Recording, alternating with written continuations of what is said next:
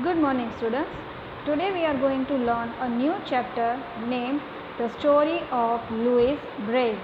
Yes, first of all, let me introduce who is Louis Braille. Louis Braille is the person who actually introduced how to read. Okay, now everyone knows how to read, but he made the reading easier for the person who cannot see. Now you must be thinking that without reading, without looking at the thing, without seeing, how can one person can read? But yes, he made it easier for the person who cannot see, right? So let us start with the chapter.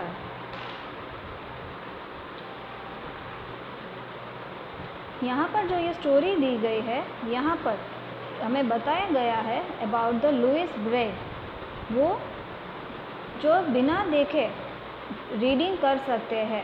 Okay, आप देख नहीं सकते but फिर भी आप reading कर सकते हो. रीडिंग करने के लिए तो वर्ड्स देखना ज़रूरी होता है, but by touching the words, okay, by touching the letters he was able to read.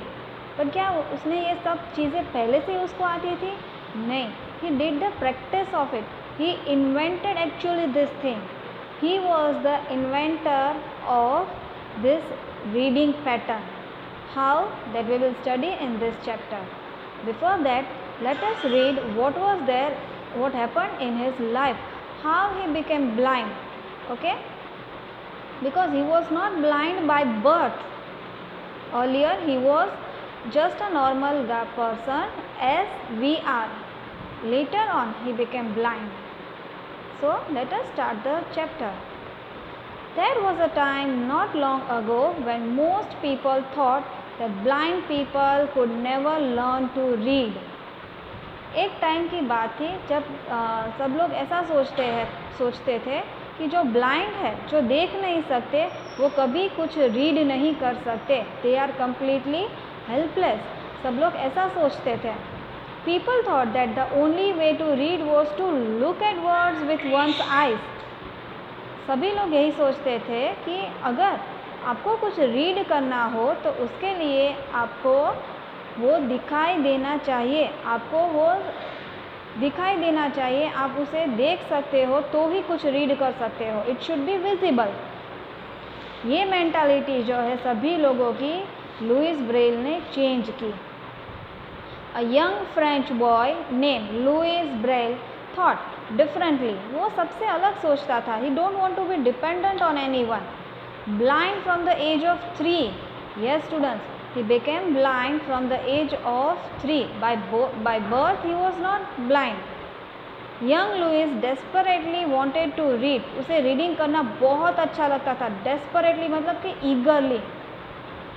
and he was determined to find a way of doing this for himself and for all other blind people. Determined मतलब एक firmly कुछ decide कर लेना, एक तय कर लेना कि नहीं, I want to do this thing. You become firm for that. This story begins about 200 years ago. बहुत पुरानी स्टोरी है, but it is a real story. Louis Braille was born in 1809. When he was born in 1809 in a small village near Paris. His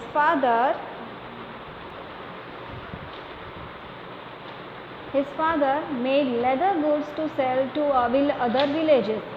Louis' father often used sharp tools to cut and punch holes in the leather. Okay, अब उसके जो father थे Louis Braille के, वो क्या थे? वो leather के गुड्स बनाते थे. ओके, और सभी अलग अलग विलेजेस में जाकर सेल करते थे. लेदर की सारी अलग अलग चीज़ें बनाते थे, तो उसके लिए उन्हें शार्प वेपन्स जो सारे होते हैं वो यूज़ करने पड़ते थे. होल करना पड़ता है, कट करना पड़ता है, तो उसके लिए उसे सारी अलग अलग शार्प चीज़ों की यूज़ करने पड़ती थी.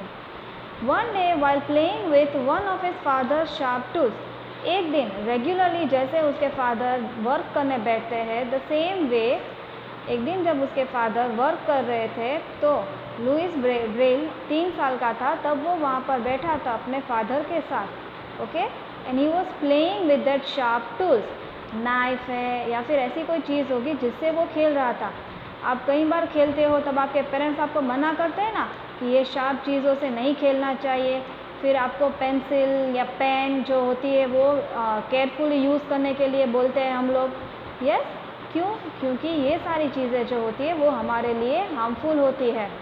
तो लुइस ब्रेल के साथ भी वही हुआ। Louis hand slip and he accidentally poked one of his eyes. Louis Braille उससे खेल रहा था और अचानक से उसका हाथ फिसल गया और उसमें से जो एक शार्प चीज़ थी, नाइफ जैसी एक चीज़ थी, वो जाके उसकी आँख में लग गई। एट फर्स्ट द इंजरी मतलब के चोट, at first the injury didn't seem serious but then the wound became infected.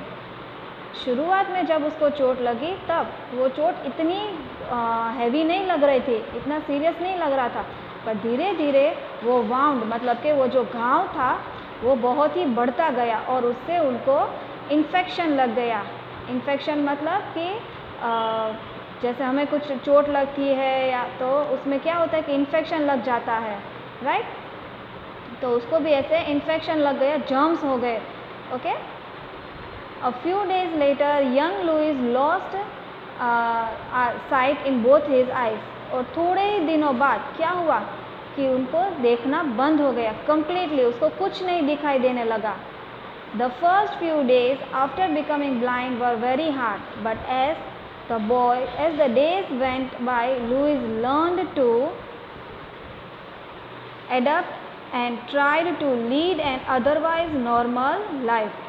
शुरुआत में जब उसको कुछ दिखाई नहीं दे रहा था तब उसके लिए वो लाइफ बहुत ही हार्ड हो गई थी, बहुत टफ हो चुका था। But slowly and gradually he started accepting this thing and started learning the different techniques. उसने अलग अलग चीज़ें अपनाना स्टार्ट कर दिया कि अब वो कैसे इस तरह की लाइफ के साथ वो जिएगा। एडप्ट मतलब के अपना लेना, ओके, एंड ट्राइड मतलब नई नई चीज़ें सीखना। He went to school with all his friends and did well in his studies. वो अपने सारे फ्रेंड्स के साथ स्कूल जाने लगा अगेन और अपनी पढ़ाई भी करने लगा था। As he grew older, he realized that the small school he attended did not have the special facilities. Facilities मतलब के सुविधाएं, okay? He needed. जो स्कूल में वो जा रहा था पढ़ाई करने के लिए वो स्पेशल स्कूल थी जहाँ पर जो ब्लाइंड बच्चे हैं उनको पढ़ाया जाता है, ओके? तो उसको क्या फील हुआ कि यहाँ पर मैं जो सीख रहा हूँ that thing is not possible. मुझे जो टेक्निक्स चाहिए, मुझे जो स्पीड चाहिए मेरे स्टडीज़ के लिए वो यहाँ पर पॉसिबल नहीं है। He heard of a school in Paris that was especially for blind students.